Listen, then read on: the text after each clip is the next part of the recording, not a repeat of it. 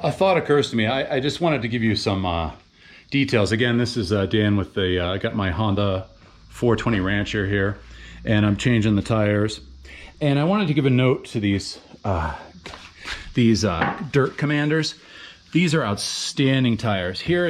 This is like, you know, for some reason that the passenger rear doesn't wear the tread as much as the other tires. And here's my fronts. These are all, well, anyway, I'll start with the tires. So these are the Dirt Commanders by GBC. And what's unique about this is that I ride in Arizona with very sharp rocks, and I do not spare the tires. I'll go 20, 30 miles an hour over whatever the quad will handle, and it's a lot. And so what's unique about this is that you see there's really no sidewall damage, and that's just amazing. And if there is sidewall damage, I'm trying to think which of these has a sidewall, which one of these has a slash, but it didn't leak air. It didn't leak air. Where is it? This one? Let me see. Oh, look at this right here. So you see that? See that right there? That's a good gash. But that held air. See, that's important. And in fact, critical. And I had one tread repair. But as you see, I ran them right down to the nub. Oh, here we go. Here we go. See that? You know, who cares? These are great tires. In fact, I've ordered a replacement set. They're coming tomorrow. You know, I can't give them a bigger thumbs up. I've had them, the Maxxis, whatever the fancy brand is that came with the car, whatever those are called, the Bighorns. I'm sure they're fine, but they're 250 bucks a pop. You know, the ones that came on the quad just weren't that good. The replacement ones weren't that good either. And these are just outstanding. You get them at Costco and they deliver to your door, and it's like, you know, 2/3 of the price of a regular set. And they're just outstanding. And you saw how hard it was to get them off the rim. And that's a pain for maintenance, but that is great on the trail, so that you're, and that's the other point, is you can run these flat. And it's not optimal, and you're gonna burn more gas, but they're not gonna run off the rim. And that's great, because if all my patches don't work, you know, and I'm stuck out there somewhere, I have the assurance that I can run these, I can get to town. You know, I'll have to take it a little slower. I won't be able to go as fast in the corners. You know, I don't want to, you know, be crazy, but I can get home at a relative, you know, at a pretty good pace. And, oh my goodness, did I show you this? Here's another one. Look at this. Look at this right there. Dude, that's outstanding. And I've had tires where that would have been a permanent, you know, you would have had to replace the tire. And, you know, that just doesn't work for me, because the cost of the tire itself, taking to the shop or doing this, it's not worth it for me. I know one of these had a slash on the side. I wanted to show you. Can't find it for some reason. Well, just trust me. Hopefully you can tell by my demeanor and how my tires are beat up that I actually use them like this. Oh, and to answer another question, these are 26s. So the Rancher comes with 24s, and I forget, the Rancher comes with, it's got a smaller rim in the front and back. You know, this is set up square so that my rims in the back are 1 inch wider. The diameter is the same. These are 12-inch diameter front and back. But the rim itself, the rear rim, is 1 inch wider. And then this, obviously the front is 1 inch narrower. I did not notice any performance changes in the machine, in the traction, anything with changing to a square setup. And that was with 24-inch factory tires. I forget whether I think they were 10-inch rims, 11-inch rims, whatever that nonsense was. I'm sure there's some great theoretical advantage, but when I went to 12-inch rims, same size tire all around, no noticeable difference. And that was on pavement and gravel and very heavy duty trails. I have the 27 inches on order, and that is you know, stay tuned. I'll hopefully be able to show you a video of that tomorrow. Take care. All right, next day. Got the tires right here. Let's see, what do we got? 27 by 9 by 12s. Got a 4-pack. So you'll get to see me sweat through this. And again, the whole point of this is not to watch some middle-aged effer struggle. It's to show, you know, how to mount a tire with supposedly a mobile kit. So, oh, speaking of which, I got my battery that I put on the charger yesterday. I gotta pull that off. Get that on here. All right. Right. Oh, okay. All right. Let the madness begin.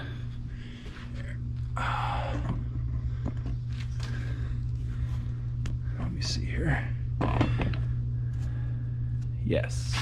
Okay.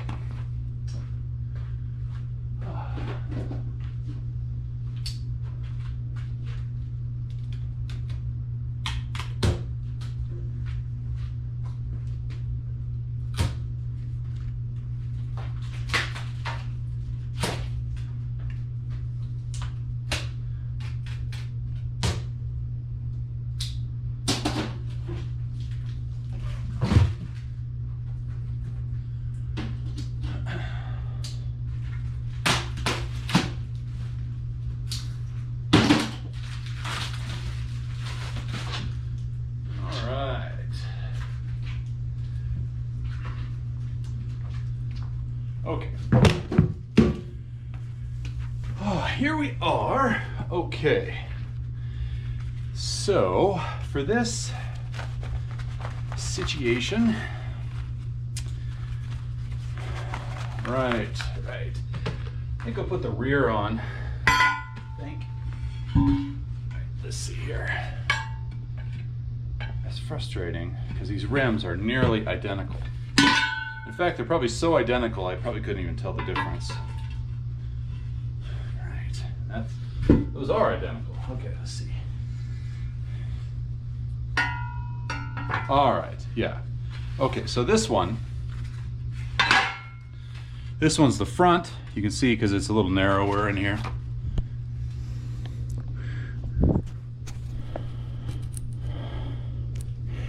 See this?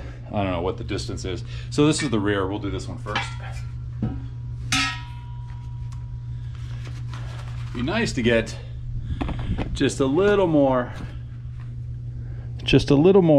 ground clearance. Quite useful for out here in Arizona. We got quite a bit of rocks and such.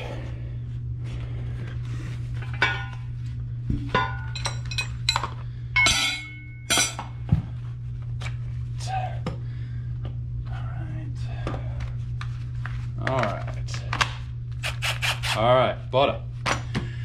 Okay, these are unidirectional, so it really doesn't matter how I put them on. It just matters that I put them on. All right, so here's the rear rim. I like to start with soapy water. I would get the tire lubricant stuff, but that's just one more thing you have to carry on the trail. Soapy water, I don't know, I don't carry soapy water on the trail, I probably should. Anyway, so if you notice that the rim is got a dish here, a deep part, it's usually easier to start mounting this way so that the rim of the tire gets right into there as soon as possible. And usually this takes some haggling. Sometimes it doesn't, I don't know. Kind of pushing down. He says famously. Let's see here. There we go. Butter. Okay, so that was like that, and then you still have to get this part through. So sometimes it's a judgment call as to which. Sometimes it just pops through and you're golden, and sometimes you gotta wrangle it. It depends on every tire, every rim is slightly different.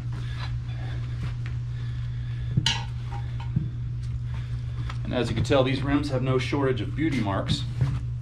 And that's just because I ride with them.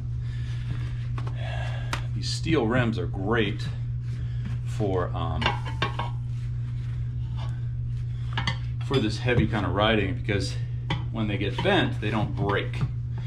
And if they do get too bent and they don't hold air, you can bend them back in place. Okay. I probably want to set this. Bead down in the valley of the rim, but sometimes you can get away with it. Let's see. Yeah, I think I gotta play with this. There we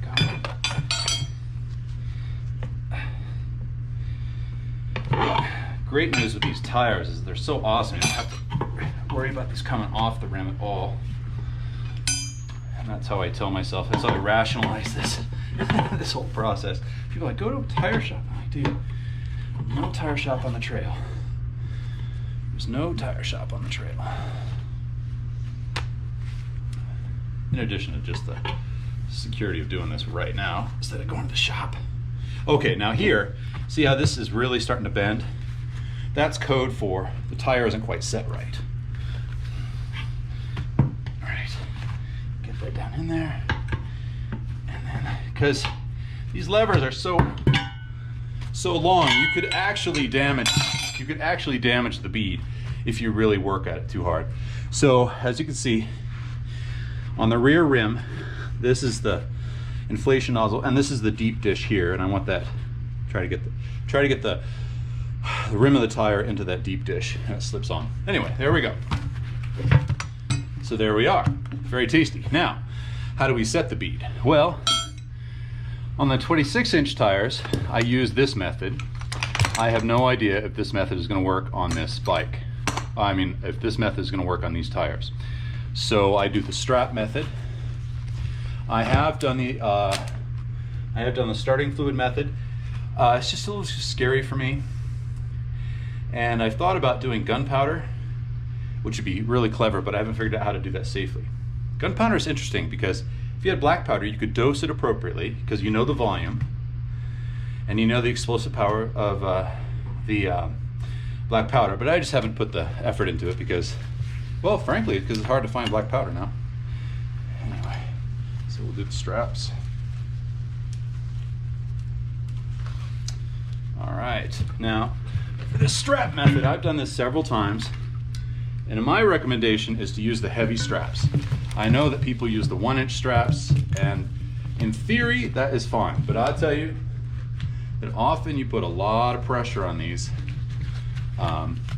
and it's just not real confidence inspiring to be putting hundreds of pounds of pressure on those 1-inch nylon straps, even though they're rated to like 1,000 pounds working. These 1.5 from, and this is a great company, by the way. I'm trying to remember. This is, what is it? Oh, Power Tight. These are outstanding. And don't look at these as critical because they're all used. Look at them as able to survive my usage. Because I've used these for everything. And they are outstanding. Outstanding, dog. And the 1.5 is a nice size because it's still relatively light, relatively small, but it's able to take quite a bit of strength. You know, it has quite a bit of strength profile. Okay, so what you're looking for when you do the strap is you see down in here, you're looking to try and get that bead, mounted to the raised rim here. Not out to here yet. You just want it to hold most of the air. And try to get it on this side too. Okay? And it just really depends on the tire. All right, I'm gonna pause and come back with the compressor. Okay, I got the compressor all fired up. Hopefully I'll spare you the compressor noise. And I like to put a little lube in there as much as I can.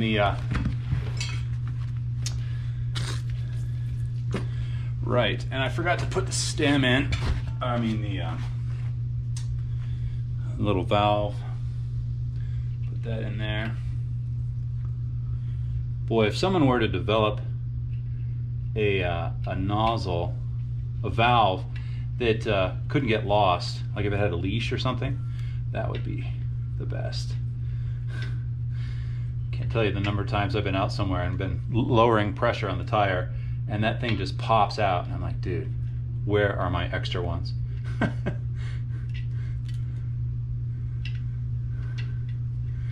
As you can tell, I've got this, this core extractor, and I've got a little tail on it, which is a nuisance to use, but it also means it's hard to lose that.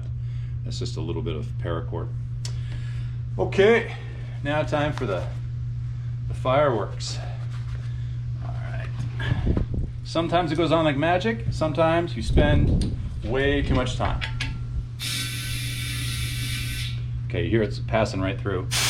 Oop. Right. So you can hear it passing through here somewhere. So let's cinch these up a little bit. Okay. Let's see here.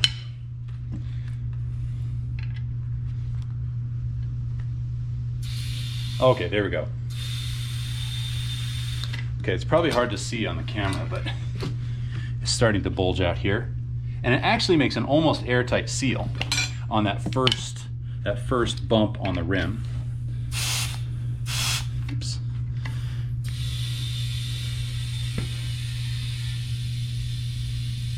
Right, magic. And regarding lube, it is amazing. I've had these up to like 60 psi without the lubricant, without the soap, and they still don't mount to the bead.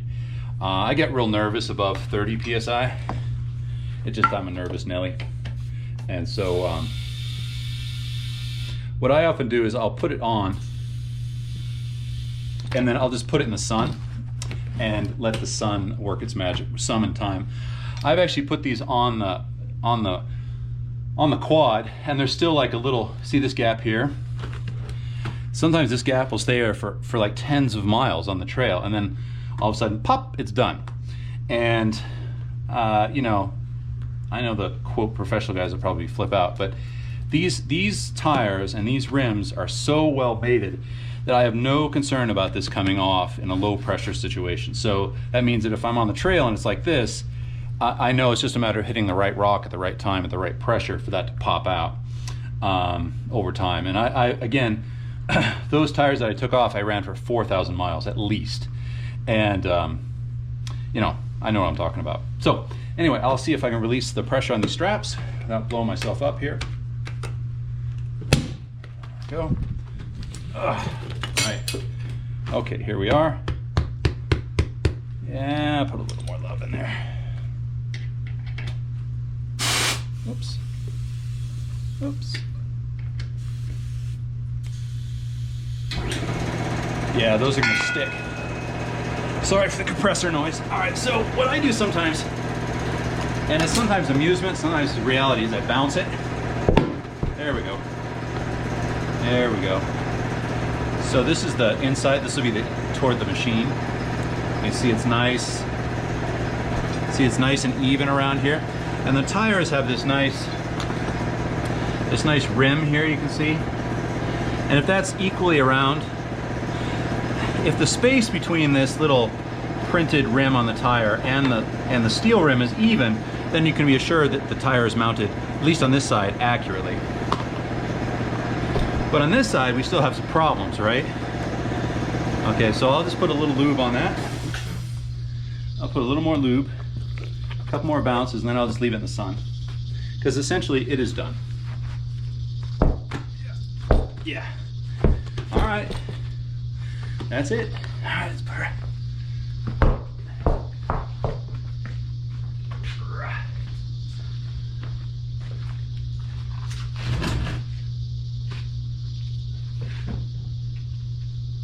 Okay. So regarding inflation technique, you can tell here I've got just an old 1960s Sears Craftsman compressor. Awesome, single piston. But when I'm on the trail, what do I use? Well, I've never had to mount or dismount a tire on the trail, but the whole point of this is that I could. And what I use for mobile inflation is the power tanks. And just trust me, this is a power tank kit. See power tank right here. This is the valve patch kit, and I keep it separate from the tank. Here's a tank. This is I don't know how I determine it's a tank. You can hear it in there. Okay, and so I have several of these. And the reason I didn't use it today is because it costs like $8 to $10 to fill them. And there's only one place in town that does it. But as you can see, I've got several of these tanks. See, this is what happens when they bounce around. This is an aluminum tank. This is essentially a tank for CO2 powered air guns. Your air gun arenas will know this, and you can actually buy the tank from them. It has the same valve as the power tank valve, the same capping mechanism.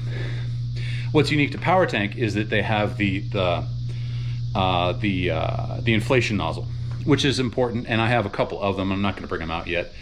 So anyway, so I have my kit is to have 1, 2, 3,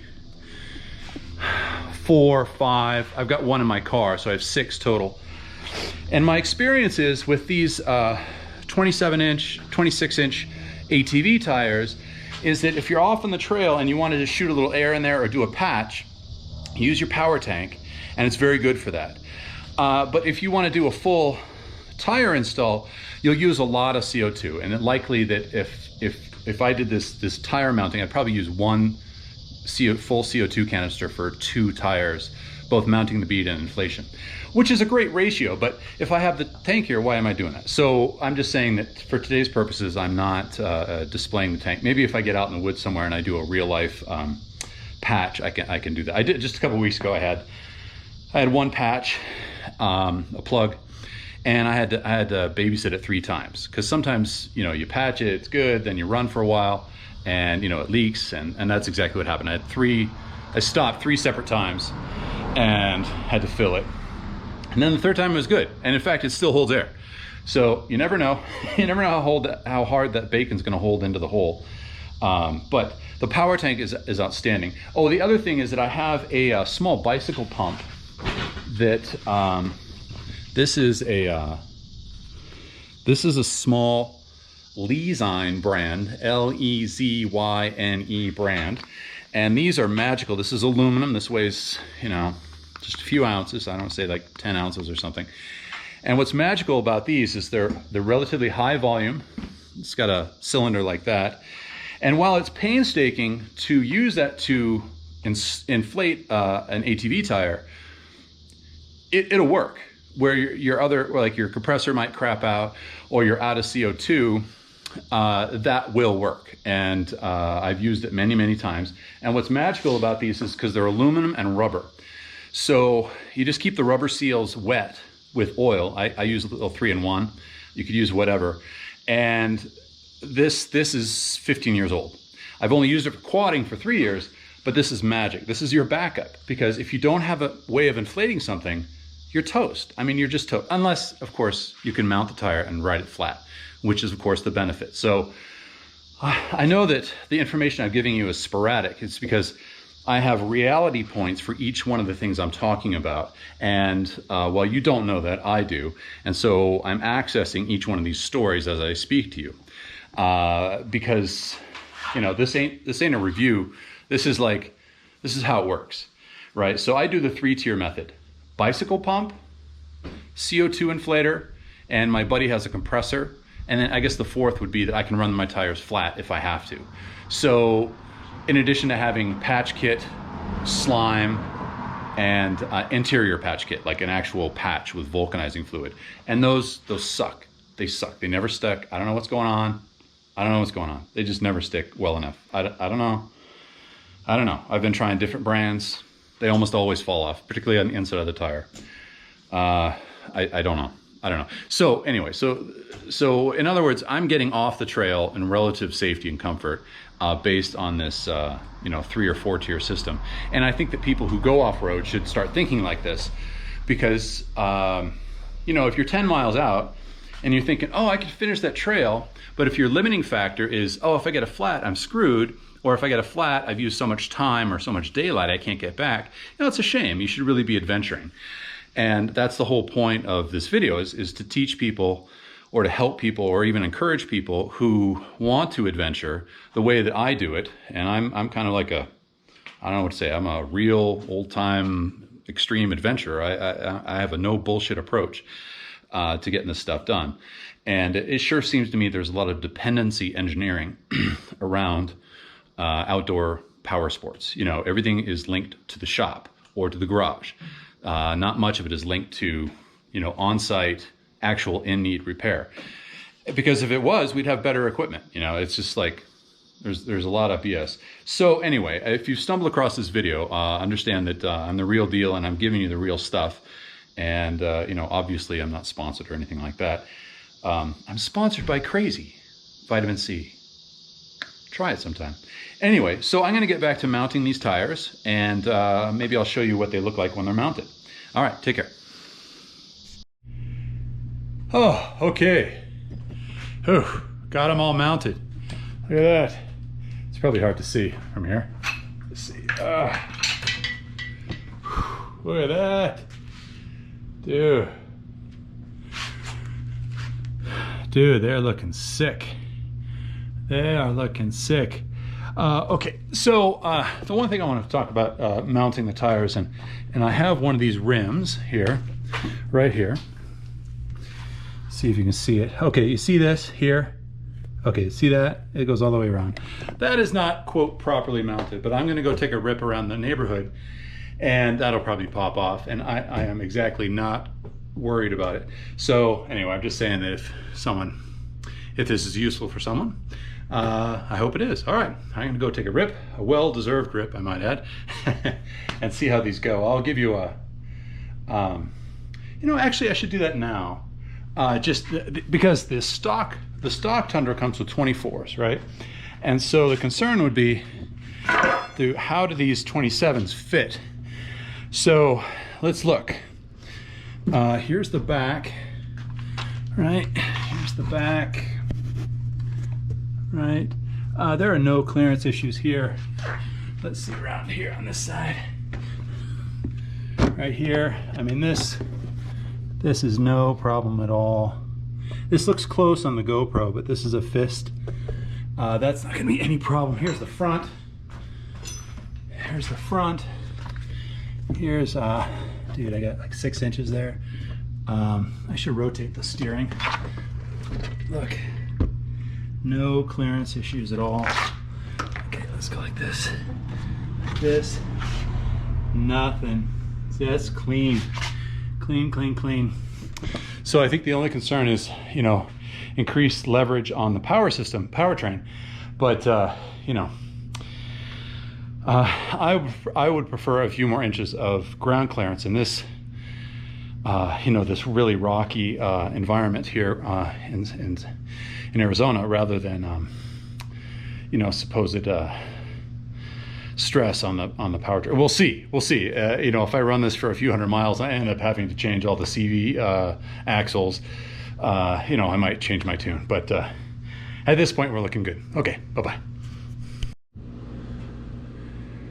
Ooh, here she is. I just rode around the block for like 4 miles. We still have that gap, but I'm not worried about that. I thought I'd just give another view of the ground clearance. I mean, it's significantly better than it was. And these look great. These look great. Just great.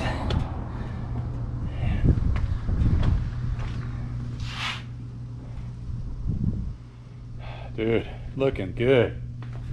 Looking good.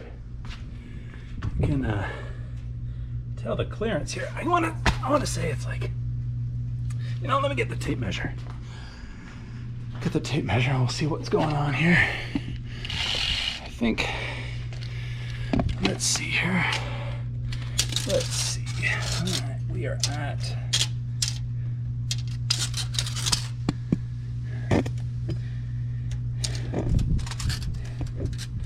Oh yeah, we're at like just about 12 inches, and that's a pretty good improvement.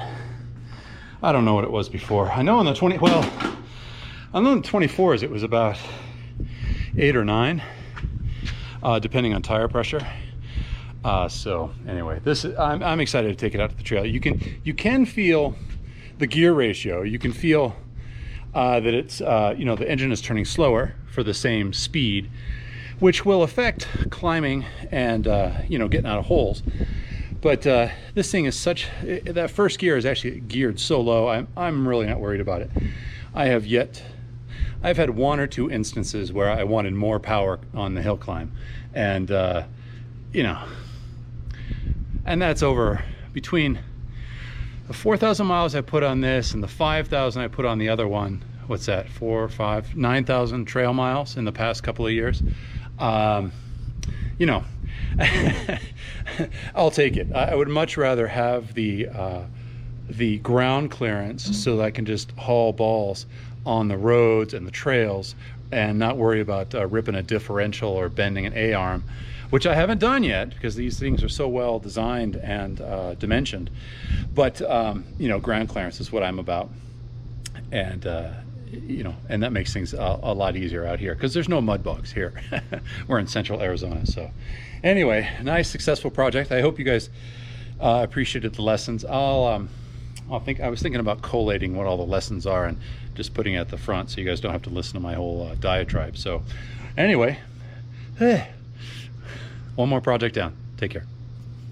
I have many layers of tire assurance. I have run flat, because those tires the casing on the tires are so strong.